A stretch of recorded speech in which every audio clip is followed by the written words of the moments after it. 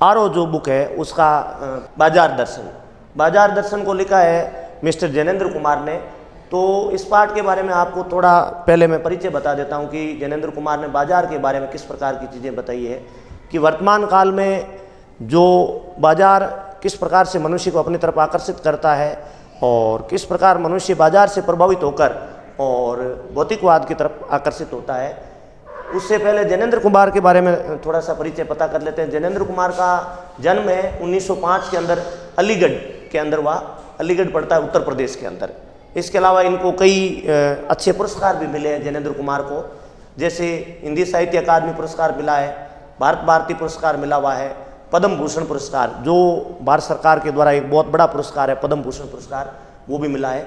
अपन पाठ शुरू करें उससे पहले एक क्वेश्चन आपके बोर्ड के अंदर जो है वो किसी भी एक लेखक और कवि के परिचय संबंध आता है, तो इसके बारे में भी जानना बहुत जरूरी है। तो जैनेंद्र कुमार उस दृष्टिकोण से भी काफ़ी महत्वपूर्ण माने जाते हैं लेखक के परिचय के अनुसार, क्योंकि ये इस प्रकार के दो क्वेश्चन आएंगे, एक कोई भी गद्य भाग के लेखक का परिचय अथवा में और एक कोई भी पद्य भाग का लेखक का परिचय अथवा में। पद्य भाग यानी कि जो काव्य खंड है उसके अंदर से आएगा, जैसे आपके तुलसीदास आगे या और कोई कवि है रघुवीर साय आगे, अथवा में आएगा दोनों क्वेश्चन और 2 नंबर का ये क्वेश्चन है। और जैनेंद्र कुमार ने सबसे ज़्यादा अच्छी रचनाएं जो लिखी है वो उपन्यास अच्छे लिखे हैं। कुछ उपन्यासों के नाम है जैसे परख है, परख के बाद आपके अनाम स्वामी है, सुनीता है, त्यागपत्र है, कल्याणी, जयवर्धन, मुक्तिबोध, ये उपन्यास है। इसके अलावा कुछ अच्छे कहानी संग्रह भी लिखे हैं। कहानी संग्रह में आपके प्रस्तुत प्रश्न, जड़ की बात, पूर्वोदय, साहित्य का श्रेय और प्रेय, सोच विचार, समय और हम, ये निबंध संग्रह इनका जो निधन है जैनेंद्र कुमार का सन 1900 में हुआ, 1990 माफी चाहता हूँ, 1905 में जन्म हुआ और निधन मृत्यु जो है 1990 के अंदर हुई। अब अपन लेखक के परिचय के अंतर्गत जब आगे बढ़ते हैं तो ऐसा माना जाता है कि जैनेंद्र कुमार बाल मनोविज्ञान के ज्ञाता है। आपको ध्यान होगा बाल मनोविज्ञान के ज्ञाता का मतलब है कि ये आपको जो बच्चों के ऊपर लिखी हुई रचनाएं हैं उसके बारे में बहुत कुछ जानते हैं। बाल मनोविज्ञान की बहुत सी चीज़ें इनको पता है और कुछ जो ब्लैक जो वर्ड्स है काले अक्षरों में लिखा हुआ है वो इनके कुछ अच्छी रचनाओं के नाम भी दिए हुए, जैसे आपके सामने नजर आ रहा है खेल, खेल के बाद पाजेब है, उसके बाद नीलम देश की राजकन्या है, अपना अपना भाग्य, तत्सत है। जैनेंद्र कुमार एक अच्छे चिंतक के रूप में भी जाने जाते हैं। देखो आपको यहाँ परिचय के अंदर बताया कि जैनेंद्र कुमार एक अच्छे उपन्यासकार हैं, एक अच्छे लेखक भी हैं, अच्छे निबंध भी लिखे इन्होंने, लेकिन इसके अलावा एक चिंतक है, विचारक है और बाल मनोविज्ञान की ज्ञाता है, यानी बच्चों के ऊपर भी इन्होंने अच्छी रचनाएं लिखी। कुछ इनकी प्रसिद्ध रचनाएं हैं जो बच्चों के ऊपर लिखी हुई है। तो इस प्रकार यदि आप कम से कम 5-7 पंक्तियों के अंदर लेखक का परिचय जो है वो लिखना होता है, आपको 2 नंबर का क्वेश्चन होता है। लगभग शॉर्ट टाइप तो नहीं बोल सकते, लेकिन लघुतरात्मक क्वेश्चन जो होते हैं वो इस प्रकार के लघुतरात्मक प्रश्न 5 से लेकर 7 पंक्तियों के बीच जिसका उत्तर होता है। तो कोई एक लेखक का परिचय आपके बोर्ड के अंदर क्वेश्चन आएगा 2 नंबर का, वो 2 नंबर के क्वेश्चन में आपको प्रेमचंद का पूरा परिचय बताना है, जैसा कि हमने यहाँ से पूरा शुरू किया था। एक बार जल्दी से मैं आपको वापस बता देता हूँ। जन्म 1905 में, मृत्यु 1990 में। प्रमुख रचनाओं में सबसे पहले नंबर 1 उपन्यास लिखना है, कई प्रसिद्ध उपन्यास है। 2 नंबर में आपको कहानी संग्रह लिखने हैं। 3 नंबर में आपको निबंध संग्रह लिखने हैं। इसके अलावा जो इनको अच्छे अच्छे पुरस्कार मिले वो भी लिखना है। जब आगे बढ़ते हैं तो ये चीज़ बताई थी कि इनके द्वारा खेल, पाजेब, नीलम देश की राजकन्या, अपना अपना भाग्य जैसी कहानियाँ, इनको कालजयी रचना बोला जाता है, मतलब दिल को छूने वाली रचनाएं, बहुत ही प्रसिद्ध रचनाएं मानी जाती है। अब लेखक के परिचय के बाद पाठ परिचय की बात करें अपन, बाजार दर्शन पाठ की, तो यहाँ हम कहते चले कि लेखक ने 3 प्रकार के ग्राहकों की बात की है। 3 प्रकार के ग्राहक कैसे, एक इसके अंदर इंपॉर्टेंट क्वेश्चन भी है, ध्यानपूर्वक सुनिए आप, कि इस पाठ बाजार दर्शन में लेखक ने 3 प्रकार के ग्राहकों की बात की है। 3 प्रकार के ग्राहकों में एक वो ग्राहक जो बाजार बहुत मामूली सामान लेने जाते हैं लेकिन जब वापस आते हैं तो बहुत सारा सामान लेके आता है, पहला ग्राहक नंबर 1। ग्राहक नंबर 2 जो एक लंबी चौड़ी लिस्ट बना के बहुत कुछ सामान लाने जाता है लेकिन लाता बिल्कुल कुछ नहीं, ये दूसरी श्रेणी का ग्राहक है। तीसरी श्रेणी का वो ग्राहक जो घर से जो विचार करके चला है कि मुझे जीरा लाना है या नमक लाना है या कोई और किराना का सामान लाना है, तो उतना ही लाता जितनी उसकी ज़रूरत है। मतलब ये 3 ग्राहक हो गए। अब वो क्वेश्चन ये है कि आप अपने आप को किस श्रेणी का ग्राहक मानते हैं। यहाँ तो इस पार्ट में तो 3 प्रकार के ग्राहकों की बात हुई है, लेकिन आप अपने आप को किस श्रेणी का मानते हैं। तो हम अपने आप को तीसरी श्रेणी का ग्राहक मानते हैं। तीसरी श्रेणी ग्राहक कौन? जिसको ज़रूरत थी, जिसको जितनी आवश्यकता थी वो उतना ही सामान लाया, यानी कि उसको जो चीज़ चाहिए ज़रूरत के अनुसार वो उतनी चीज़ लाया, बिना ज़रूरत की वो किसी प्रकार की कोई चीज़ लेकर नहीं आया। तो ये बहुत ही अच्छा एक निबंध आपके सामने जैनेंद्र कुमार ने प्रस्तुत किया है कि भाई बाजार का प्रयोग जो है हमें बहुत सोच समझ के करना चाहिए, उतना ही करना चाहिए जितनी हमें आवश्यकता हो, आवश्यकता से अधिक इसका प्रयोग हमें नहीं करना चाहिए। अब आप जब यहाँ देखते 3 ग्राहकों की मैंने यहाँ पे बात कर दी है, यद्यपि पाठ परिचय के अंदर यहाँ बताया है कि हमारा जो मनुष्य समाज है, मानव समाज है, वो भौतिकवाद की तरफ बढ़ रहा है, बाजारवाद की तरफ बढ़ रहा है, बाजार का जो गुलाम होता जा रहा है, बाजार एक तरह से उनको अपना चंगुल में ले रहा है, अपना गुलाम बना रहा है। ये आपके सामने यहाँ पाठ का परिचय दिया हुआ है और ये बताने की कोशिश की है कि व्यक्ति को बाजार का प्रयोग, जैसे कि अपन बात करते चले प्राचीन काल की, तो प्राचीन काल में लोग बाजार का न्यून से न्यूनतम प्रयोग करते थे। बहुत रेयर केस होते थे जब बाजार का प्रयोग करते थे। लोग घर की बनी हुई चीज़ों का और स्वनिर्मित चीज़ों का प्रयोग ज़्यादा करते थे, क्योंकि बाजारवाद ने लोगों में आपस में प्रेम खत्म किया है, असंतोष बढ़ाया है, ईर्ष्या का भाव पैदा किया है, लोगों में एक दूसरे के प्रति नफरत का भाव पैदा किया है। इसलिए लेखक ने बड़ा सुंदर निबंध लिख करके ये प्रयास किया है, हमें एक नैतिक शिक्षा दी है कि हमें बाजार की तरफ आकर्षित कम से कम होना चाहिए। और यदि लेखक ने ये नहीं बोला है कि आप बाजार जाइए नहीं, बाजार जाने से मना नहीं किया है, बाजार जाओ आप, लेकिन बाजार का प्रयोग दिखावे के लिए नहीं होना चाहिए। और लेखक ने बहुत ही सुंदर बात कही है कि यदि अपन बाजार का प्रयोग दिखावे के लिए करेंगे तो ना तो खुद फायदा ले पाएंगे और ना बाजार को कोई फायदा दे पाएंगे। एक क्वेश्चन भी है पीछे बहुत इंपॉर्टेंट कि बाजार को सच्चा लाभ कौन से ग्राहक देते हैं, तो उसका उत्तर ये होता है कि बाजार को सच्चा लाभ वे लोग देते हैं जो आवश्यकता के अनुसार खरीदारी करते हैं, ज़रूरत के अनुसार खरीदारी करते हैं। क्यों? क्योंकि जो दिखावे के अनुसार खरीदारी करते हैं तो वो ना तो सच्चा लाभ दे पाते हैं ना सच्चा लाभ ले पाते हैं। बड़ी हैरानी की बात यह है। अब जैसे ही अपन पाठ शुरू करते हैं तो लेखक यहाँ पर आपको जैसा कि स्क्रीन पर दिखाई दे रहा है कि लेखक के एक मित्र थे। वो मित्र, जैसे ग्राहक नंबर 1 का उदाहरण मैंने जो शुरू में कहा था, यहाँ 3 प्रकार के ग्राहकों की बात हुई है। तो लेखक पहले ग्राहक को जो है आपके सामने पहले ग्राहक का उदाहरण देंगे। जो पहले ग्राहक थे वो बाजार गए तो थे कोई मामूली चीज़ लेने, लेकिन जैसे ही वापस जब लौट के आए तो उनके पास एक बहुत बड़ा सा क्या था, बंडल था। लेखक ने पूछा ये इतना बड़ा क्या लेके आए, तो उन्होंने उत्तर दिया ये जो साथ थी ये उनका संकेत अपनी पत्नी की ओर था। मतलब प्राचीन काल से लेकर वर्तमान तक कई वर्ष बीत चुके हैं, औरत की आड़ ली जाती इस विषय में, खरीदारी वाले विषय में, बाजार वाले विषय में। यद्यपि लेखक का मित्र जो वो सामान लाया, वो सामान वो स्वयं सोच समझ के लाया। उसने किसी की बातों में आकर या किसी के कहने से वो नहीं लेके आया, बल्कि वो स्वयं जो है वो सामान लेना चाहता था। बाजार से वो आकर्षित था, प्रभावित था, बाजार की तरफ खींचा चला जाता, इसलिए लेके आया। लेकिन उसने बीच में थोड़ी सी गड़बड़ ये की, उसने बताया कि मैं ये सामान इसलिए लाया हूँ क्योंकि मेरी पत्नी साथ थी, उसने जिद कर लिया कि मुझे ये लेना है, वो लेना है, सामान इस प्रकार का लेना है, इसलिए मैं गया तो था थोड़ा सा सामान लेने, लेकिन पत्नी के कहने पर ये बहुत सारा सामान लेके आया। कुल मिला के लेखक ने पहले ग्राहक की जो बात की है, लेखक यहाँ बताना चाहते हैं कि उसका मन जो था खाली था। देखो कुछ शब्दावली प्रयोग मिली जाएगी यहाँ पर। एक तो होता है मन खाली होना, यानी कि बहुत सारी मन में इच्छाएं होना। दूसरा शब्दावली प्रयोग में लिया है मन भरा होना, यानी कि मन में इच्छाएं कम होना। एक होता है मन का बंद होना।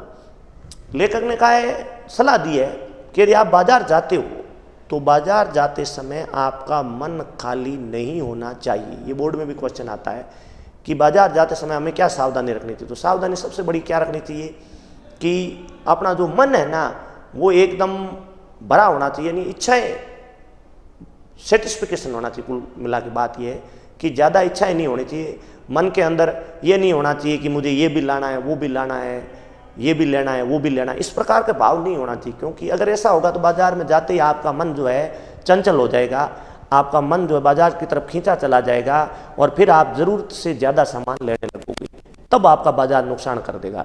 तो सबसे बड़ी सावधानी रखने की सलाह ये दी है कि यदि आप बाजार जाते हो तो आपका मन क्या होना चाहिए, भरा होना, यानी इच्छाएं कोई ज़्यादा पाल के मत जाओ। घर से कोई लंबी चौड़ी लिस्ट बना के मत जाओ कि मुझे जो ज़रूरत है जिसकी, वो तो लेखक ने मना किया कि ज़रूरत के अनुसार सामान खरीदिए। यदि आपको 10 सामान खरीदना है तो 10 की लिस्ट ले जाइए, लेकिन इसका मतलब ये नहीं है कि आपके जो चीज़ घर में पड़ी है और उसकी भी आप लिस्ट बना के ले जाओ, तब आपको बाजार अपना गुलाम बना लेगा। लेकिन बहुत एक सुंदर उदाहरण दिया यहाँ पर, एक जैसे चुंबक होता है, चुंबक, तो चुंबक का एक नियम होता है कि वो केवल और केवल लोहे को अपनी तरफ आकर्षित करता है। कोई भी धातु आप सामने रख दीजिए, सोना है, चांदी है, तांबा है, पीतल है या कोई XYZ धातु, तो वो चुंबक अपनी तरफ उसको आकर्षित नहीं करेगा, क्योंकि चुंबक का सिद्धांत है कि वो लोहे को ही अपनी तरफ खींचता है। ठीक उस तरह लेखक ने बोला है कि बाजार भी केवल उसी व्यक्ति को अपनी तरफ आकर्षित करता है जिसका मन खाली होता है। मतलब वो व्यक्ति जो ग्राहक हो गया वो चुंबक है, सॉरी बाजार चुंबक है, और वो व्यक्ति मान लो लोहा है। तो चुंबक जैसे लोहे को खींचती है, वैसे खाली मन वाले व्यक्ति को बाजार नामक चुंबक जो है अपनी तरफ खींचता है। तो इससे सलाह मिलती है कि हमें जो है खाली मन से बाजार नहीं जाना चाहिए, बाजार जाओ तो भरे मन से जाना चाहिए। इच्छाएं जो है पूरी दबाना नहीं, लेकिन इच्छाएं सेटिस्फिकेशन होना चाहिए। अब जब अपन पाठ में आगे की तरफ बढ़ते हैं तो लेखक ने कहा है कि इसके अंदर जैसे ही अपन चलते हैं तो एक बहुत बड़ी बात आई है कि केवल मन के भरी होने या खाली होने से ही बात नहीं बनती है। इसके अंदर पैसा, मनी जो है, जिसको परचेजिंग पावर भी बोला है लेखक ने, या मनी पावर भी बोला है, पैसे की शक्ति भी बोला है, उसको अपन इग्नोर नहीं कर सकते, दरकिनार नहीं कर सकते। मान लीजिए आपका मन खाली होना, भरा होना, सारी बातें मान ली, लेकिन उसके अंदर इस बात का भी ध्यान में रखना है कि बाजार केवल उसको अपनी तरफ आकर्षित नहीं करता जिसका मन खाली है, बल्कि इसके अंदर पैसा भी बहुत बड़ी भूमिका अदा करता है। क्योंकि पैसा पावर है, पैसा शक्ति है, ठीक है, पैसा ताकत है, और पैसे के कारण ही व्यक्ति बाजार का अधिकाधिक प्रयोग करता है। यदि आदमी के पास पैसा होगा ही नहीं ज़्यादा, तो वो इतना ज़्यादा प्रयोग स्वाभाविक सी बात है नहीं कर सकता बाजार का, और वो कम से कम प्रयोग करेगा। तो इसलिए इस चीज़ का भी लेखक ने ये बात टच की है। अब जो दूसरा मित्र है, जैसा कि यहाँ पर कह रहे हैं कि दूसरा मित्र है, उसका उदाहरण देते हुए लेखक कहते हैं कि दूसरा मित्र गया बाजार और देखा उसने, घर से जब वो गया तो एक बहुत बड़ा सामान की लिस्ट बनाई उसने, मतलब कम से कम 40-50 वस्तुओं का एक लंबी चौड़ी उसने लिस्ट बनाई। और लिस्ट बना के उसने बाजार जाते ही इधर उधर पूरा देखा, बाजार में घूमा, हर वो चीज़ उसने जो लानी थी वो देखी, लेकिन लाया एक भी चीज़ नहीं। वो बिल्कुल खाली हाथ वापस लौट आया। खाली हाथ लौट आया। लेखक ने आते ही वापस पूछा कि भाई तुम तो बहुत सारा सामान लेने गए थे, कई चीज़ें लेने गए थे, लेकिन कुछ लाए नहीं, खाली हाथ आए। तो उस दूसरे प्रकार के ग्राहक ने, 2 नंबर के ग्राहक ने क्या तर्क दिया वो सुनकर आप हैरान रह जाओगे।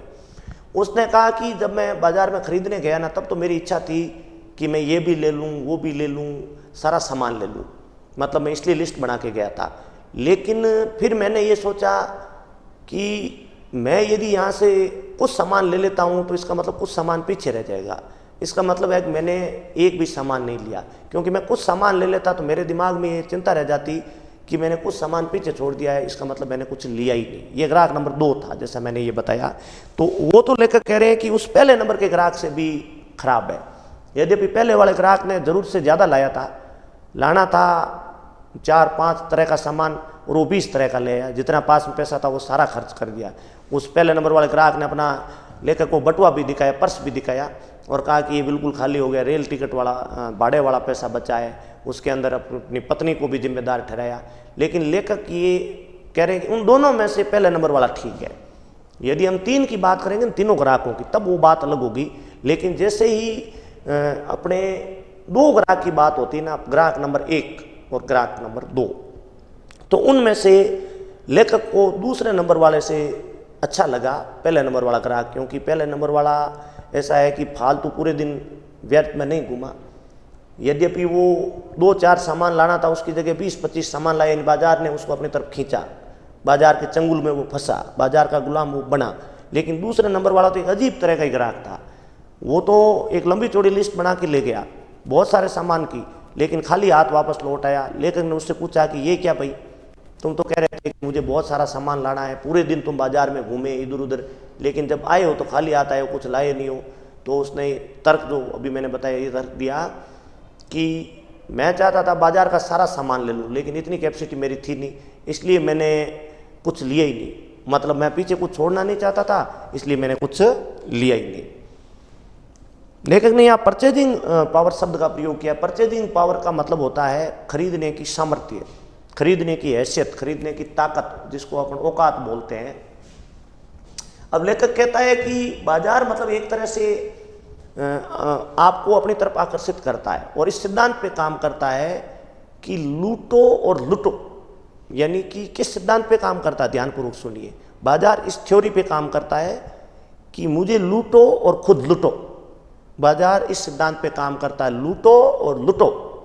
ध्वनि को चेंज किया है उन्होंने, लूटो यानी बाजार को और लुटो यानी खुद।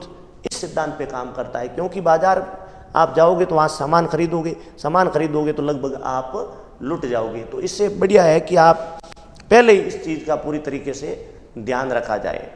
अब देखो बाजार जो है लोगों के अंदर किस प्रकार की चीज़ें, गलत चीज़ें पैदा करता है। तो यहाँ 3-4 जो है नकारात्मक चीज़ें लेखक ने बताई है। जैसे कि पहले बता रहे, असंतोष का भाव पैदा करता है, तृष्णा का भाव पैदा करता है, ईर्ष्या का भाव पैदा करता है और मनुष्य को एक प्रकार से घायल बना देता है, मतलब अपने आप पर काबू नहीं रख पाता। ये है आपके बाजार का नुकसान। अब यहाँ चित्र में आपको ये बता रहे हैं, जो पहले वाला मित्र है उसका जो आपको उसका चित्र सहित लेखक ने वर्णन किया है, पूरा चित्र बताया हुआ है। इस तरफ आप देखिए पति पत्नी दोनों जा रहे हैं, यहाँ पर जो है वो पत्नी सामान खरीद रही है और यहाँ वापस जब वो सामान लेके आए तो बहुत सारा सामान लेके आए, थैला भरा हुआ है, इनके पास बहुत सारा सामान है। इसीलिए तो उस मित्र नंबर 1 ने ये जो अपनी स्वयं की ये जो खरीदा हुआ सामान है उसमें पत्नी को बेचारी को बलि का बकरा बनाया था। एक ऊपर स्लोगन लिखा है कि मन तो करता है कि सभी कुछ खरीद डालूं। ये है बाजार के चंगुल में फंसने का नमूना। अब जो दूसरे लेखक का वार्तालाप जो उस दूसरे प्रकार ग्राहक से चल रहा है, लेखक ने उसे आते ही पूछा कहाँ रहे, तो कि बोले बाजार देखते रहे। कि बाजार को क्या देखा और पूछा लाए तो कुछ नहीं। तो उसने वापस उत्तर दिया, उस लाइन को मैं कर्णबद्ध तरीके से पढ़ के बताता हूँ। हाँ, पर ये समझ नहीं आता कि न लूँ तो क्या, सभी कुछ तो लेने को जी होता था, कुछ लेने का मतलब था शेष सब कुछ को छोड़ देना, पर मैं कुछ भी नहीं छोड़ना चाहता, इसलिए मैं कुछ लाया ही नहीं। अब लेखक ने उसकी बात सुन करके लेखक बहुत हैरान हो गई। ये दूसरे नंबर के ग्राहक की बात है। अब लेखक कहते हैं कि बाजार में एक जादू है और वो जादू जो है, जैसा कि वर्णन अभी थोड़ी देर पहले मैंने कर चुका है कि चुंबक वाला उदाहरण देके, लेकिन वो जादू जो है आँख की राह पे काम करता है। मतलब बाजार वाला जादू और रियल जो जादू है मैजिक, उसमें इस जादू में कोई फर्क ही नहीं है, क्योंकि वो जादू भी आपकी आँख को बांध लेता है। मतलब आप वही देखते हो जो जादूगर दिखाना चाहता है। और इसमें भी सेम वही बात है बाजार वाले जादू में भी, कि बाजार जाने के बाद आप वही देखते हो जो बाजार दिखाना चाहता है। मतलब फिर आप अपने आप पे काबू नहीं रख पाते, क्योंकि जादू वाली स्थिति हो जाती है। बाजार में जादू है, कभी ने ऐसा ही नहीं बोला है कि बाजार में एक जादू है, क्योंकि जादूगर भी आपको अपनी तरफ आकर्षित कर लेता है, फिर आप अपने आप पे काबू नहीं रख पाते। और बाजार में भी जादू है, तो बाजार भी आपको मतलब अपनी तरफ आकर्षित कर लेता है, फिर आप अपने आप पर काबू नहीं रख पाते हो। और लेखक ने सलाह दी है कि आपका मन भरा हो तो ही बाजार जाओ, तब मैटर नहीं करता जेब खाली है भरी हुई है। ध्यान से सुनिए कि जेब इतना मैं तो नहीं है जितना मैं तो मन का है। यदि मन आपका भरा हुआ है, यानी कि इच्छाएं आपके ज़्यादा नहीं है, फिर जेब भरी होगी ना तो भी आपको बाजार जाने में कोई दुविधा नहीं है, क्योंकि यदि मन आपके नियंत्रण में है तो आप पैसे भले जेब में कितने खरीदारी नहीं करोगे।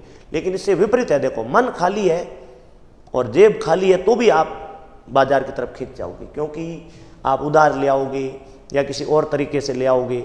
इसलिए मैटर देखो, दो शब्दों को ध्यान से सुनिए, मन और जेब। तो मन खाली होना या भरा होना ये ज़्यादा मैटर करता, जेब खाली होना या भरा होना ये मैटर नहीं करता। और अगर मन खाली है और जेब भरी है, सबसे ज़्यादा बाजार किस पे असर डालता है, उसको ध्यानपूर्वक सुनिए। अगर ये प्रश्न आ जाता है कि बाजार अपने आप को, किसी मनुष्य को सबसे ज़्यादा आकर्षित कब करता है, तो मन खाली और जेब भरी हुई हो, तब तो बाजार आपको छोड़ने वाला नहीं है। क्यों? क्योंकि आपकी इच्छाएं भी बहुत सारी है, जेब में पैसे भी बहुत सारे हैं, तो फिर तो आप बाजार के गुलाम बनोगे ही बनोगे। अगर आपके मन खाली है और जेब भी खाली है, तब भी आकर्षित करेगा। तो कब आकर्षित नहीं करेगा? मन भरा है और जेब खाली है, भरी हुई, कोई मतलब नहीं है। मन भरा होगा तो आप, जेब का कोई मतलब ही नहीं है, आपको बाजार आकर्षित नहीं कर पाएगा। इसलिए इसमें थोड़ा कंफ्यूज होने वाली स्थिति है। इसलिए मैं क्लियरली आपको ये बता दूं कि मन का खाली होना और मन का भरा होना, इसका शाब्दिक अर्थ बता दूं आपको। मन भरा होना यानी मन में कोई इच्छाएं नहीं है, मन खाली होना मतलब मन में बहुत सारी इच्छाएं। और जेब भरा होना, जेब खाली होना तो आप लोग आसानी समझ सकते हो। जेब भरा होना का मतलब आपके पास खूब सारे पैसे हैं, और जेब खाली होने का मतलब आपके पास पैसे नहीं है। तो क्वेश्चन यदि आ जाता है कि जब आप बाजार जाओ तो कैसी स्थिति होनी चाहिए? मन भरा हो और जेब खाली हो। सबसे अच्छी स्थिति ये है कि मन भरा, जेब खाली। और कौन सी स्थिति नहीं होनी चाहिए? कि मन खाली और जेब भरी नहीं होनी चाहिए। ये मतलब दो बातों का है कि बाजार जाओ तो क्या होना चाहिए, क्या नहीं होना चाहिए। तो होना ये चाहिए कि मन भरा होना चाहिए, जेब खाली होनी चाहिए। तो क्या नहीं होना चाहिए? होना ये नहीं चाहिए कि आपका मन खाली, जेब बराबर नहीं होनी चाहिए। जब अपन पाठ में आगे बढ़ते हैं तो लेखक ने इस जादू की, जो बाजार वाला जादू है ना, क्योंकि हर चीज़, हर समस्या का सोल्यूशन तो अवश्य होता है। ऐसी दुनिया में कोई परेशानी नहीं है, ऐसी कोई समस्या नहीं है जिसका समाधान नहीं होता, हर चीज़ का समाधान होता है। तो इस बाजार रूपी जादू, इस बाजार के जादू से बचने का लेखक ने बहुत सुंदर उपाय बताया है। कितनी बढ़िया इन्होंने, जैसे क्वेश्चन बोर्ड में आता है, बोर्ड में क्वेश्चन किस तरह आता है कि भाई बाजार के जादू से बचने का लेखक ने क्या उपाय बताया है। तो इसमें मैं थोड़ा सा आपको बता देता हूँ कि जिस प्रकार हम लोग देखते हैं कि लू, आप सुनते हो कि राजस्थान में जो चलने वाली गर्म हवाएं उसको लू बोलते हैं गर्मी के मौसम में। आजकल तो लू का प्रकोप कम है, लेकिन प्राचीन काल में लू बहुत ज़्यादा चलती थी। राजस्थान में गर्मी के अंदर जो गर्म हवाएं चलती है उसको लू बोलते हैं। यदि आपको गर्मी में कहीं बाहर जाना है और बाहर बहुत लू चल रही है, बहुत ज़्यादा गर्म हवाएं चल रही है, तो ऐसा माना जाता है कि आप 2 लोटे पानी पी के जाओ, यानी 1 लीटर पानी पी के जाओ। तो इससे क्या होता है कि लू नहीं लगती आपको, मतलब आपका जो अंदर पानी रहेगा तो लूपन व्यर्थ हो जाएगा, लू आपको लगने नहीं देगा। ठीक उस तरह यदि आप बाजार जाओ तो आपका मन भरा होना चाहिए। जैसे लू से बचने के लिए पेट भर के जाते हो पानी से, वैसे बाजार के जादू से बचने के लिए मन भर के जाओ। मन भर के मतलब इच्छाओं को काबू में करके जाओ, इच्छाओं को कंट्रोल में करके जाओ। ये उपाय बताया है बाजार के जादू से बचने का। प्रश्न ये आता है कि बाजार के जादू से बचने का उपाय क्या है? तो लेखक ने उपाय बताया है कि वो लू वाली स्थिति होनी चाहिए। बाजार के जादू से बचने का उपाय, मन भरा होना चाहिए और जेब खाली होनी चाहिए, या फिर उस स्थिति में बाजार जाओ ही मत। मन खाली हो तब तो बाजार जाने की हिमाकत करो ही मत। यदि आप जाओगे तो निश्चित तौर पर बाजार का जादू चलेगा। इसके लिए लेखक ने आपको लू वाला बहुत ही सुंदर उदाहरण जो यहाँ पे दिया है। लेकिन यहाँ पाठ जब आप पढ़ते हो तो पाठ के मध्य में आते आते एक बहुत ही महत्वपूर्ण बात आपको देखने को मिलती है कि भाई मैंने 2 शब्द बताए थे, मन खाली होना, मन बंद होना। लेकिन लेखक ने बीच में बहुत ही सावधानी पूर्वक कहा है कि मन खाली हो या मन भरा हो। लेकिन तीसरी एक कंडीशन ये बोली है कि मन को बंद नहीं करना। देखो 3 शब्द है, मन का भरा होना, मन का खाली होना और मन का भरा होना।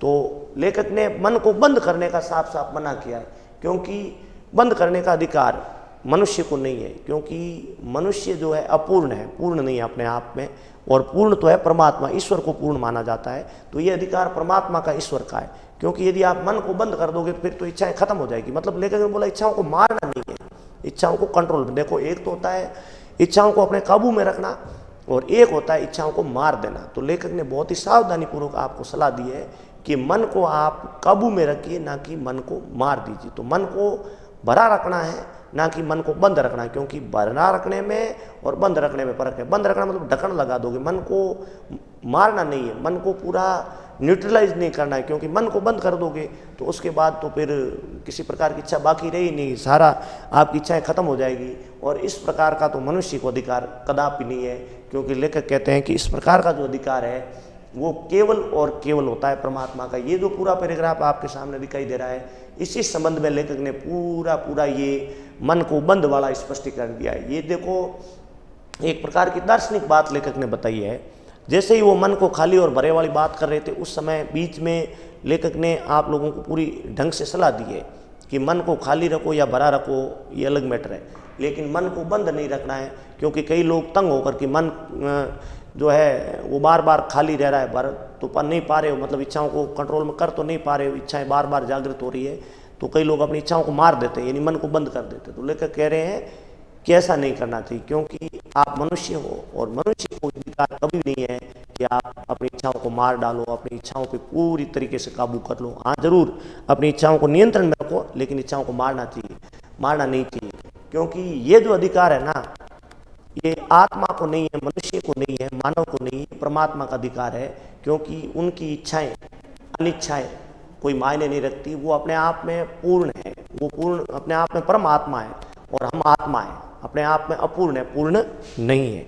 तो ये इसलिए इन्होंने बोला था। अब जब अपन पाठ में आगे बढ़ते हैं, तो चूंकि मैंने पाठ के शुरू में बताया था आपको कि लेखक ने 3 प्रकार के ग्राहकों की बात की, 2 का वर्णन मैं कर चुका हूँ, अच्छी तरह से आप लोगों ने देखा होगा। एक ग्राहक वो जो लाने मामूली सा सामान गया था, लाया बहुत सारा, ग्राहक नंबर 1। ग्राहक नंबर 2 जो लाने बहुत कुछ गया था, बहुत सारी चीज़ें लाने गया था, लेकिन लाया कुछ भी नहीं, एक भी चीज़ नहीं लाया। अब अपन जो आते हैं ग्राहक नंबर 3 की ओर, जिसका काल्पनिक नाम जो है लेखक ने भगत रखा है। ग्राहक की बात कर रहा हूँ, व्यापारी की बात अलग है, क्योंकि जब आप बाजार की बात करोगे तो केवल जो है ग्राहक ही नहीं, देखो बाजार 3 तत्व है बाजार के, बाजार स्वयं, व्यापारी 2 और तीसरा है ग्राहक, और फिर आगे मनी है और चीज़ें हो सकती है, जो सामान है माल है वो हो सकता है। लेकिन मेन जो 3 चीज़ों से मिलकर बनता है, 3 चीज़ें कौन सी? एक बाजार स्वयं, दूसरा बाजार का व्यापारी और तीसरा है बाजार के ग्राहक, और चौथा यदि तत्व मान सकते हो तो आप पैसा है, मनी है। तो लेखक ने जो तीसरे ग्राहक की बात की उसका मैं आपको बताता हूँ। तीसरे ग्राहक का जो लेखक ने नाम रखा है वो आपके रखा है भगत। काल्पनिक नाम है, हो सकता है भगत नाम का कोई व्यक्ति था या नहीं था, लेकिन उन्होंने भगत नाम रखा है। एक्चुअल में ये तीसरे प्रकार का ग्राहक क्या करता है कि मान लीजिए इसको नमक और जीरा चाहिए, मतलब उस घर में आवश्यकता थी नमक और जीरे की, तो वो व्यक्ति डायरेक्ट वहीं पहुंचा, उसी दुकान पे पहुंचा जहां पर उसको नमक और जीरा मिलता है। बीच में बड़े बड़े फैंसी स्टोर पड़ते हैं, बड़े बड़े मॉल पड़ते हैं, बड़े बड़े नेस्ले हैंडलूम जैसे, बिग बाजार जैसे और बड़े बड़े फैंसी स्टोर पड़ते हैं। लेकिन उस व्यक्ति का मन कितना काबू है, उसका मन कितना भरा हुआ है, आप इस बात को नोट करना कि बीच में ना तो वो किसी मॉल में रुका, ना किसी फैंसी स्टोर में रुका, ना नेस्ले हैंडलूम जैसे बड़े स्टोर में रुका, वो डायरेक्ट पहुंचता है आपकी किराने की दुकान पे। क्योंकि नमक और जीरा किराना और पंसारी की दुकान पे मिलता है, प्रोविजन स्टोर पे मिलता है, और वो व्यक्ति वहाँ पहुँचा, वहाँ से चुपचाप जीरा और नमक लिया और लेकर के चुपचाप घर आ गया। तो लेकर कह रहा है ऐसा ग्राहक होना चाहिए, मतलब ऐसा कैसा? भगत जैसा। भगत में क्या क्वालिटी थी? भगत केवल वही सामान खरीद रहा था जिसकी उसको ज़रूरत थी। उसको ज़रूरत काहे की थी? नमक और जीरे की। वो कहाँ पहुँचा? किराने की दुकान पे। क्या सामान लिया? नमक जीरा। और इस बात नहीं है कि वो कोई छोटा मोटा बाजार था, बीच में कोई स्टोर नहीं थे, फैंसी स्टोर नहीं थे, बड़ी दुकानें नहीं थी, ऐसी बात नहीं है। बीच में चांदनी चौक जैसा बाजार, बहुत बड़े बड़े फैंसी स्टोर, लेकिन बाजार उसकी तरफ ताकता ही रह गया, बाजार उसको किसी प्रकार से अपनी तरफ आकर्षित नहीं कर पाया। ये इस प्रकार का ग्राहक लेखक कहते हैं होना चाहिए। और इस प्रकार का ग्राहक देखो खुद को भी फायदा देता है और दूसरों को भी फायदा देता है। ये तो हमने बात कर ली ग्राहकों की। अब देखिए केवल ग्राहक से ही नहीं, व्यापारी के भी कुछ कायदे बताए लेखक ने कि केवल ग्राहकों से तो बाजार नहीं चलता है, व्यापारी का भी बड़ी अहम भूमिका होती है। तो व्यापारी किस प्रकार के होने चाहिए ताकि वो बाजार को लाभ दे सके? ग्राहक तो किस प्रकार का होना चाहिए, भगत जैसा होना चाहिए, जो ज़रूरत के हिसाब से खरीदारी करे। वो बाज़ार को भी सच्चा लाभ देते हैं और खुद भी सच्चा लाभ देते हैं, क्योंकि ना तो किसी से ईर्ष्या होती है, ना किसी से जलन होती है, ना द्वेष होता है, ना कोई नफरत होती है। और व्यापारी की जब बात करते हैं ना, तो व्यापारी ऐसा होना चाहिए जो केवल अपनी ज़रूरत के हिसाब से उतना ही कमाए, सेटिस्फिकेशन, संतुष्टि होनी चाहिए। जैसे भगत का ही उदाहरण देकर के उन्होंने व्यापारी का एक उदाहरण दिया कि व्यापारी कैसा हो, मान लीजिए उसकी 1000 रुपये की प्रतिदिन की ज़रूरत है, तो वो व्यक्ति ऐसा नहीं कि 10,000 कमाने की लालसा रखे या 8,000 कमाने की लालसा रखे, लेकर कह रहा है 1000 की ज़रूरत है तो 1000 से संतुष्ट हो जाना चाहिए उसको, और यदि 1000 से नहीं होता है तो 1500 से संतुष्ट होना चाहिए। अब भगत का ही उदाहरण देकर इन्होंने बोला है कि भगत एक चूर्ण बेचने का काम करता। चूर्ण मतलब बच्चों की जो मिठाइयाँ हैं वो बेचता था बाजार में घूम घूम कर, और अब उसको मान लो 6 आने की आवश्यकता थी। ये बहुत पुरानी कहानी है, इसलिए उस समय इतना पैसा लोगों के पास था नहीं, और ना लाखों करोड़ों की संपत्ति होती थी लोगों के पास, ना व्यापारी लाखों करोड़ों कमाते थे। उस समय के हिसाब से लेखक ने बोला है कि मान लीजिए भगत नामक व्यापारी को 6 आने की ज़रूरत थी और वो चूर्ण बेचने का काम करता, तो भगत प्रतिदिन अपना सामान लेके बाजार में निकलता था, और जैसे ही उसके 6 आने की कमाई होती थी ना, तो उसके बाद बचा हुआ जो सामान है वो ये कभी लालच नहीं करता था कि बाकी जो बचा है उसके 4 आने और कमा लूँ। एक आने में जैसा कि आप जानते हो कि 6 पैसे होते हैं औसतन, जैसे 4 आने होते हैं तो 4 आने में 25 पैसे होते हैं, 8 आनी होता है उसमें 50 पैसे हैं, 1 रुपये में 16 आना होता है, कुल मिला के 6 आना मतलब उसके 25 पैसे की आवश्यकता थी। मतलब होता तो 6 आने में 24 है, लेकिन मान लीजिए एक चवन्नी की आवश्यकता थी, 25 पैसे की आवश्यकता थी, तो वो 1 पैसा भी ज़्यादा नहीं कमाता था। यदि बाई चांस उसके सामान बच जाता, वो चूर्ण बच जाता, बच्चों की मिष्ठान चॉकलेट्स बच जाती, तो वो बाकी बच्चों मुफ्त में बांट देता। मतलब कहने का अर्थ है कि उसको लालच नहीं था। तो इसमें ये शिक्षा मिलती है कि व्यापारी को लालच नहीं होना चाहिए, क्योंकि व्यापारी को यदि लालच होगा तो वो व्यापारी अवश्य ही जो है ग्राहक को लूटेगा और स्वयं का भी मन अव्यवस्थित होगा, और इस प्रकार ना तो खुद लाभ ले पाएगा ना जो है बाजार को लाभ ले पाएगा। तो व्यापारी भी ऐसा होना चाहिए जिसका मन संतुष्ट हो, जिसके मन में कोई लालसा की भावना नहीं हो, जो अपनी जितनी आवश्यकता है उसके हिसाब से ही वो सामान बेचे और पैसा कमाए। अब आप लेखक आगे जब बढ़ते हैं ना, तो लेखक कह रहे हैं कि भाई उस भगत के संदर्भ में लेखक ने बहुत ही सुंदर बात बताई है कि वो एक मामूली सा आदमी है, अनपढ़ सा आदमी है, एक छोटा सा व्यापारी है, गली गली में घूम करके वो बच्चों के लिए मिठाई बांटता है। लेकिन जो उस आदमी के पास है ना, वो बड़े बड़े व्यापारियों के पास नहीं है, वो है उसके पास संतोष, धन। और ऐसा विद्वानों ने माना है, महापुरुषों ने माना है कि संतोष से बढ़कर कोई धन नहीं। सेटिस्फिकेशन, जो व्यक्ति संतोषी वृत्ति का है ना, वो कभी दुखी नहीं रहता है, और जिसका मन असंतुष्ट है, जो कभी मन उसका संतोष, चाहे लाख कमा लिया तो भी संतोष नहीं, 1000 कमाए तो भी संतोष नहीं, करोड़ कमाए तो भी संतोष नहीं, वो सुखी नहीं रह पाता है। और सबसे बड़ी बात है कि भगत के मन में संतोष है, वो बाजार से कभी प्रभावित नहीं होता है, ना भगत ग्राहक के रूप में हुआ और ना ही भगत आपके व्यापारी के रूप में जो है प्रभावित हुआ, उसकी तरफ खींचा चलाने के आकर्षित नहीं हुआ। तो लेखक ने यहाँ बताया है कि व्यापारियों को उस भगत जैसा जो है होना चाहिए।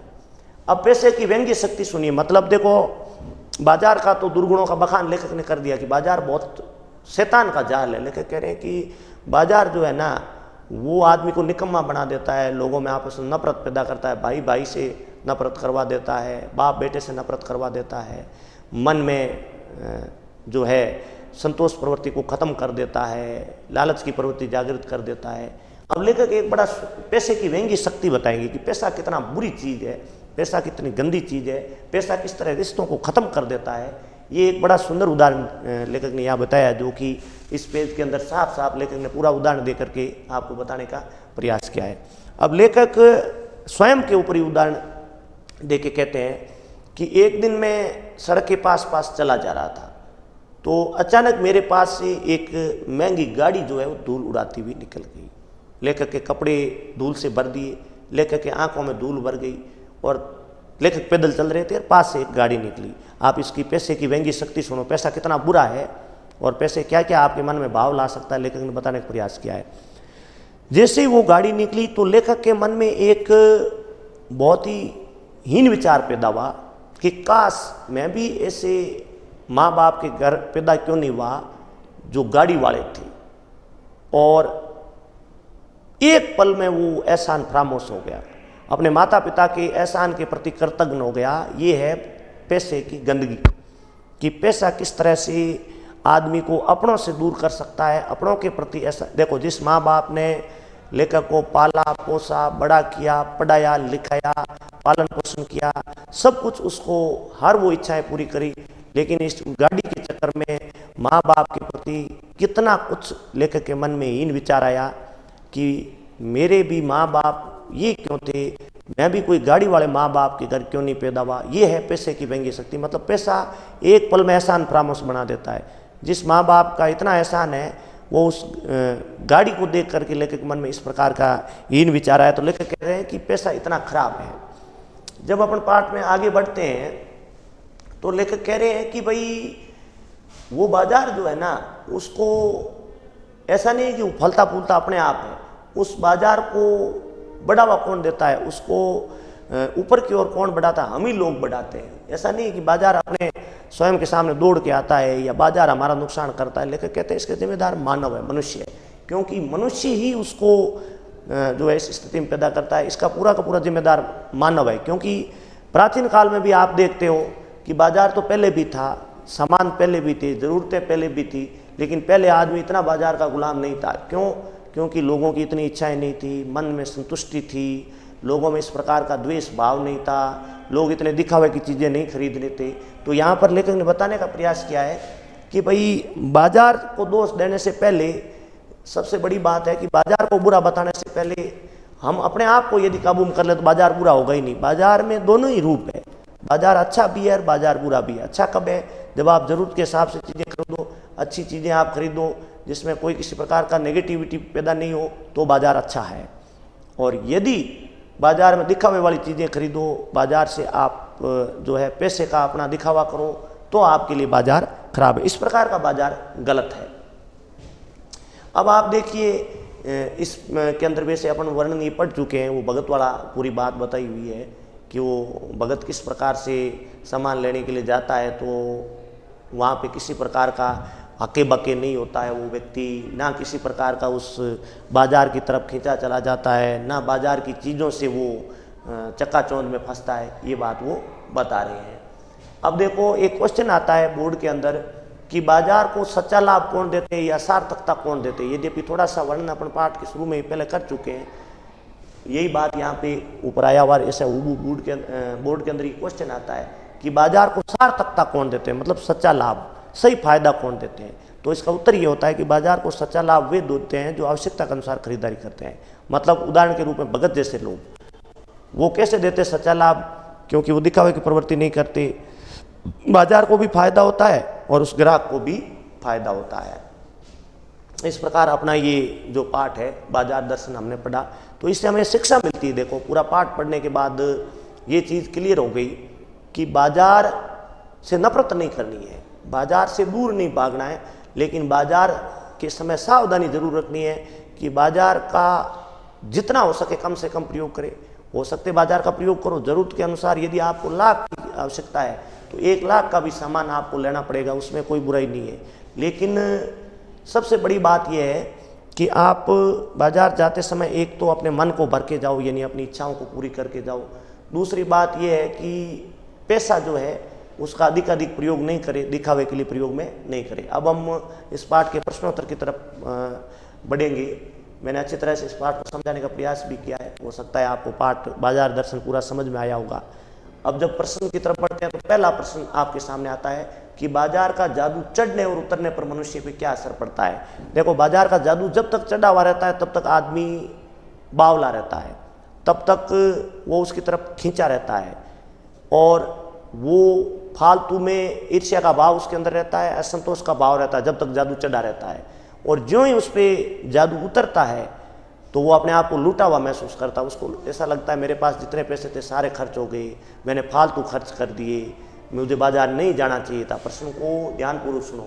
कि बाजार का जादू चढ़ने पे क्या प्रभाव रहता है और उतरने पे क्या प्रभाव रहता है। तो आपको इसका उत्तर ये है कि चढ़ने पर तो आदमी ठगा हुआ महसूस करता है, आदमी असंतोष का भाव पैदा होता है, ईर्ष्या का भाव पैदा होता है, वो अपने आप को लुटा हुआ महसूस करता है। और जो ही जादू उतरता है तो उसको लगता है कि अरे मैं तो बहुत कुछ पैसे खर्च कर दिए, मैंने बाजार जो है ज़रूरत के अलावा भी सामान खरीद के मैं बर्बाद हो गया, वो उसको होश में आता है।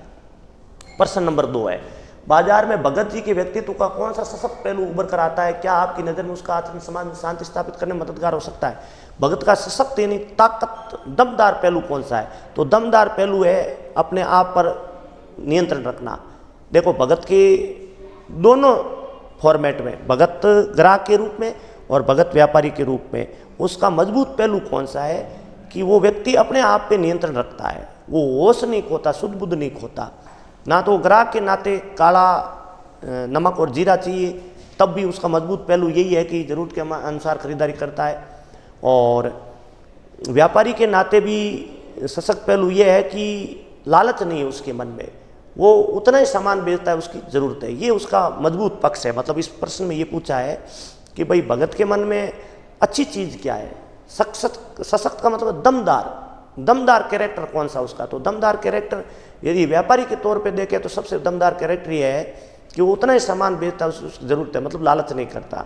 और ग्राहक के नाते उसका जो सशक्त पहलू है वो ये है कि उतना ही सामान खरीदता है जितनी उसकी आवश्यकता है। तो ये आपको उत्तर यहाँ पे देना है। उसके बाद अपन बढ़ते हैं प्रश्न नंबर 3 की तरफ। बाजारूपन से क्या तात्पर्य? किस प्रकार के व्यक्ति बाजार को सार्थकता प्रदान करते हैं? तो बाजार की सार्थकता किसमें? अभी हमने सिर्फ 2-3 मिनट पहले पाठ के एंड में ही पढ़ा था कि बाजार को सार्थकता कौन लिखते हैं। लेकिन पहले बाजारूपन से क्या तात्पर्य? बाजारूपन का मतलब है बाजारवाद, बाजार की तरफ खींचा चला जाना, बाजार का जादू चलना, बाजार के प्रभाव में आना, बाजार का ज़्यादा से ज़्यादा अपने जीवन में शामिल होना, ये होता है बाजारूपन। मतलब बाजार के बिना कुछ चलना, जैसे पन प्रत्यय इसके अंदर, बाजार मूल शब्द है, बाजार और पन यानी बाजार या बाजारूपन, यानी कि जैसे बच्चपन यानी कि बच्चे के होने का अस्तित्व और बच्चे के लक्षण जो प्रकट होते हैं वो बचपन होता है। वैसे ही बाजारूपन का मतलब होता है बाजार के गुणों का वर्णन, बाजार की विशेषताओं का वर्णन बाजारूपन है। और इसी प्रश्न के अंदर ये था कि बाजार को सार्थकता सही अर्थ कौन देता है, सच्चा लाभ कौन देता है? वे लोग देते हैं, उत्तर है जो आवश्यकता के अनुसार खरीदारी करते हैं, जरूरत के अनुसार खरीदारी करते हैं। और उदाहरण के रूप में आप यहाँ पे दे सकते हो कि भगत जैसे लोग, क्योंकि भगत जैसे लोग वही चीज़ें खरीदते हैं जो उसको ज़रूरत है। प्रश्न नंबर आता है आपके सामने 4। बाजार किसी लिंग, जाति, धर्म, क्षेत्र नहीं देखता, वो देखता है सिर्फ उसकी क्रय शक्ति को। क्रय शक्ति का मतलब होता है खरीदने के सामर्थ्य, मतलब वो खरीदने की उसकी क्षमता कितनी, कैपेसिटी कितनी है। इस रूप में एक प्रकार से सामाजिक क्षमता की रचना कर रहा है। आप इससे कहाँ तक सहमत है? बिल्कुल ये बात सही है। ये एक बाजार का लेखक ने पॉजिटिव पॉइंट बताया यहाँ कि बाजार हो सकता है बुरा है। बाजार का लेखक ने आलोचना की है, बाजार की कई बुराइयों का वर्णन किया है कि बाजार शैतान का जाल है, बाजार आपको निकम्मा बनाता है, बाजार के चंगुल में फंसकर व्यक्ति बर्बाद हो जाता है, बावड़ा हो जाता है। लेकिन यहाँ पर एक अच्छी चीज़ बताई है कि बाजार भेदभाव भी खत्म करता है। बाजार किसी लिंग को नहीं देखता कि स्त्रीलिंग है या पुल्लिंग, उसके लिए कोई मायने नहीं रखता। आप किसी दुकान पे स्त्री जाएगी तो भी उसके लिए उतना ही है और पुरुष जाएगा तो भी उतना ही है। बस उसको ज़रूरत है कि वो खरीद क्या सकता है। कोई धर्म का व्यक्ति जाओ, हिंदू जाओ या मुस्लिम जाओ, उसको कोई मायने नहीं रखता। कोई क्षेत्र का व्यक्ति हो, पंजाबी हो, राजस्थानी हो, गुजराती हो, उसको कोई मतलब नहीं है। तो एक प्रकार से वो जो है सामाजिक समानता की रचना कर रहा है। मतलब लिंग भेदभाव नहीं है, क्षेत्रवाद नहीं है या जातिवाद नहीं है या धर्म के आधार पर भेदभाव। तो ये इस क्वेश्चन के अंदर मतलब कुल मिला के बाजार का गुणगान किया लेखक ने और हम इससे पूर्णतः सहमत है। आप उत्तर ये देना है कि लेखक की बात से हम पूर्णतः सहमत है कि बाजार जो है वो सामाजिक समानता की रचना कर रहा है, क्योंकि लिंग के आधार पे, जाति के आधार पे, धर्म के आधार पे बाजार में किसी तरह का भेदभाव नहीं है। बाजार पे स्त्री जाओ चाहे पुरुष, हिंदू जाओ चाहे मुस्लिम, हरियाणा का जाओ या राजस्थान का, आपको वहाँ पे ये कोई नहीं पूछता या आप किस जाति, किस धर्म के हो या किस क्षेत्र के हो। प्रश्न नंबर 5। आप अपने तथा समाज से कुछ ऐसे प्रसंग का उल्लेख करें जब पैसा शक्ति के परिचय के रूप प्रतीत हुआ हो, और दूसरा है जब पैसे की शक्ति काम नहीं आई। उसके 2 है, देखो कि दोनों आपस में विपरीत है। एक तो पैसा शक्ति के परिचय के रूप में प्रतीत हुआ हो। इसमें आपको कै के अंदर, 5वें के कै के अंदर ये देना है कि कई बार लोग क्या है कि अपने पैसे के बलबूते पर, पैसे को शक्ति के रूप में प्रयोग करते हुए बहुत कुछ बुरा कर देते हैं। जैसे पॉलिटिशियन हो गए या बड़े बड़े इंडस्ट्रियल हो गए, वे लोग पैसे के बलबूते पर गरीब आदमियों पर अत्याचार करते हैं, बहुत कुछ समाज को नुकसान करते हैं। तो पैसा शक्ति के परिचय के रूप में कई तरीके से काम आ सकता है। दूसरा कै लिखा है पैसा शक्ति काम नहीं आई।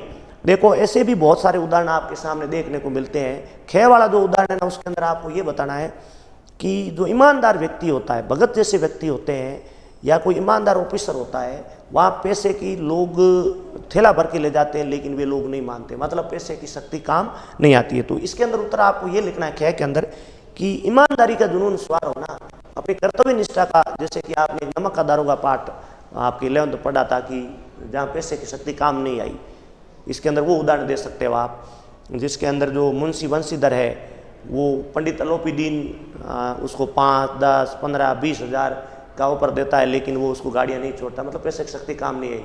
और पैसा शक्ति के रूप परिचय, उससे कोई ऑपोजिट आपको उत्तर दे देना है। जैसे कोई बड़ा से बड़ा अपराधी है, वो पैसे लेकर अपने आप को निर्दोष साबित कर देता है, तो वहाँ पैसा शक्ति के रूप में परिचय हो जाता है। जैसे कोई बहुत बड़ा गैंगस्टर है और कोर्ट के अंदर बड़ा वकील करके या किसी जज को पैसे से खरीद करके वो अपना मुकदमा जीत जाता है, मतलब पैसा शक्ति में तो काम आया है। और जो कोई मान लो उसका उदाहरण भी दिया मैंने, असाधी बीमारी में भी ऐसा देखने को मिलता है खे वाले में। जैसे मान लो कोई आपको बीमारी है, पैसा आप थैला लिए भरे लेकिन बच नहीं सकते हो। उसके बाद छठा क्वेश्चन, बाजार दर्शन पाठ, बाजार जाने या न जाने के संदर्भ मन की कई स्थितियों को जिक्र आया है। आप इन स्थितियों से जुड़े अपने अनुभवों का वर्णन कीजिए। मन खाली हो, मन खाली न हो, मन बंद हो, मन में नकार हो। तो आपको इन पॉइंटों का उत्तर देना। मन खाली हो, इसके अंदर आप बताना है कि यदि मन आपका खाली हो तो आप केवल घूमने के लिए जा सकते हो बाजार, लेकिन कोई सामान खरीदने के लिए यदि आप जाते हो, मन खाली हो, तो लेखक ने सलाह दी नहीं जाना चाहिए, मन खाली न हो। दूसरा पॉइंट जो है मन खाली न हो।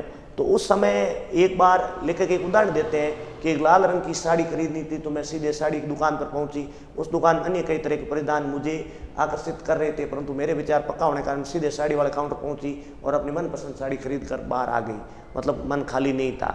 मन बंद हो, जिसका साफ साफ लेखक ने क्लियरली मना किया है कि मन बंद होने का अधिकार मनुष्य का नहीं है, ये परमात्मा का है। मन में नकार नहीं हो, इसका भी लेखक ने देखो दो प्रारंभिक चीज़ें हैं, वहाँ तक तो ठीक है, लेकिन मन का बंद करना और मन में नकार होना, इसके लिए लेखक ने जो है साफ साफ मना किया था। फिर 7वां प्रश्न बिल्कुल पाठ के शुरू में मैं आपको बता चुका हूँ। बाजार दर्शन पाठ में कितने प्रकार के ग्राहकों की बात हुई, आप स्वयं को किस श्रेणी के ग्राहक मानते हैं? तो उत्तर ध्यानपूर्वक सुनिए, बोर्ड में अमूमन क्वेश्चन आता है 100%। 3 प्रकार के ग्राहकों की बात हुई। एक ग्राहक वो जो मामूली सामान लेंगे लेकिन बहुत सारा लेके है, उदाहरण आप उत्तर देना है। दूसरा ग्राहक वो जो बहुत सारा लंबी लिस्ट बना के ले गया लेकिन लाया कुछ भी नहीं। तीसरा वो जिसको जितना चाहिए उतना ही लेके आया, मतलब भगत। आप अपने आप किस श्रेणी का मानते हैं? तो इसका उत्तर देना है हम अपने आप को तीसरी श्रेणी का मानते हैं। तीसरी श्रेणी कौन? जो आवश्यकता के अनुसार खरीदारी करते हैं। ये उत्तर है इसका आपके प्रश्न का। 8वां प्रश्न, आप बाजार की भिन्न भिन्न प्रकार की संस्कृति से अवश्य परिचित होंगे। मॉल की संस्कृति और सामान्य बाजार और हाट की संस्कृति। यहाँ 3 प्रकार के बाजार बताए। देखो, मॉल, हाट और एक सामान्य बाजार। मॉल तो होते हैं बड़े बड़े शोरूम है, सामान्य बाजार जो गली नुक्कड़ के अंदर होते हैं, कस्बों के अंदर होते हैं। हाट की संस्कृति जो कभी कभी मेले लगते हैं, जो अस्थायी रूप से रहते हैं। इनमें आप क्या अंतर पाते हैं? परचेजिंग पावर आपको किस तरह के बाजार में नजर आती है? मतलब 3 प्रकार ग्राहक, मॉल वाला बाजार, एक छोटे बाजार सामान्य और एक हाट बाजार। तो परचेजिंग पावर इसमें आपको उत्तर ये देना है कि मॉल वाली संस्कृति में नजर आती है। सामान्य बाजार है उसमें भी परचेजिंग पावर नजर नहीं आती, मतलब पैसे का बोलबाला नहीं होता। आपके हाट बाजार है उसके अंदर भी पैसे, क्योंकि जो गरीब लोग हैं, सामान्य लोग हैं, मध्यम वर्गीय लोग करते हैं। उत्तर ये देना है कि पैसे का परचेजिंग पावर है ना, पैसे का जो दुरुपयोग है, पैसे का ज़्यादा अधिक से अधिक उपयोग मॉल्स की संस्कृति में होता है। 9वां प्रश्न, लेखक ने पाठ में संकेत किया कभी कभी बाजार में आवश्यकता ही शोषण का रूप धारण कर लेती। क्या आप इस विचार से सहमत है? बिल्कुल सही बात है कि कई बार जो है आवश्यकता शोषण का रूप धारण कर लेती। मान लीजिए कोई ग्राहक है और वहाँ जो खरीदने जाता है और दुकानदार उसको चीनी है, गैस है, प्याज है, टमाटर है, उसकी यदि मान लीजिए कीमत कम है जो ज़रूरतमंद के अनुसार अपन सामान लेते, लेकिन वो उससे कीमत से ज़्यादा पैसे ले लेते, तो वो बाजार भी शोषण का रूप धारण कर लेता है। 10वां क्वेश्चन जो आपके सामने आ रहा है, स्त्री माया न जोड़े या माया शब्द किस ओर संकेत कर रहा है। स्त्रियों के द्वारा माया जोड़ना प्रकृति प्रदत्त नहीं है बल्कि परिस्थितिवश है। वे कौन सी परिस्थितियां जो स्त्री को माया जोड़ने के लिए विवश कर देती। देखो, माया शब्द का मतलब यहाँ पर धन संपत्ति है। माया का मतलब देखो दो अर्थ होता है, एक तो मोह माया होती है जो आप उसके अंदर डूबते जाते हो, लेकिन यहाँ क्लियरली लेखक ने माया शब्द का मतलब धन संपत्ति है। तो इस प्रश्न के अंदर जो स्त्री जो है वो धन संपत्ति की ओर आकर्षित ज़्यादा होती है, उसको शौक ज़्यादा होता है। वो कभी भी स्त्री के पास ऐसा नहीं होता कुछ न कुछ मिलेगा नहीं। पुरुष देखो खुले हाथ के होते हैं, पुरुष जो है धन संपत्ति को अपव्यय कर देते, खर्च कर देते हैं, लेकिन स्त्री के बारे में ऐसा कहा जाता है कि वो माया को जोड़ के रखती है। आज की बात नहीं, प्राचीन काल से भी है। तो आपको यह बताना है कि वो कौन सी स्थितियां हैं जिसमें स्त्री माया जोड़ने के लिए, जैसे परिवार की कोई माली हालत हो गई, शादी ब्याह के लिए माया जोड़ लेती है, या हरी बीमारी के लिए जोड़ लेती है, या जीवन में आने वाले बुरे पलों के लिए स्त्री जो है अपनी माया जोड़ देती है। इस प्रकार आपके सामने जो ये बाजार दर्शन पाठ पढ़ा, जिसमें हमने लेखक का परिचय भी पढ़ा, जिसके अंदर पाठ का परिचय भी पढ़ा और बाजार दर्शन पाठ को पूरा पढ़ा। आशा करता हूँ कि आपको अच्छी तरह से पाठ समझ में आया होगा। ये हमने आरोह का गद्य भाग, जो कक्षा 12 की पाठ्य पुस्तक आरोह गद्य भाग का पाठ संख्या जो 11 है, या गद्य के हिसाब से कहें तो पहला पाठ है बाजार दर्शन, उसका अध्ययन किया। अब अगले चैप्टर के अंदर हम जल्दी ही एक किसी नए जो है चैप्टर मिलेंगे। तब तक धन्यवाद। जय हिंद।